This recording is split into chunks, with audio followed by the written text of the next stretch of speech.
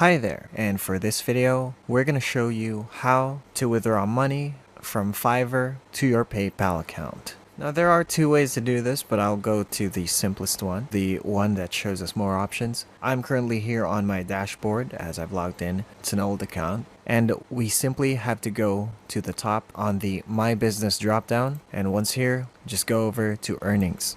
Now we can see here, add a payout method, just click on that, and here are my options from where I'm at. Now there may be other methods depending on where you currently are or if you're using a VPN, but I have three options here, and right below is where we can add our PayPal. We can choose the currency we'd like to receive in, but I will leave it as is, and we simply have to input our email. Now, as far as I understand, there is a minimum amounts and fees once you withdraw, so I advise to take your money more strategically to mitigate damage from the fees. However, this is all you'd have to do to withdraw from your Fiverr earnings to your PayPal account. I hope this video was helpful. If it was, please leave a like, subscribe, and maybe hit that notification bell so you don't miss any of our new tips. Thank you for watching, and see you again next time.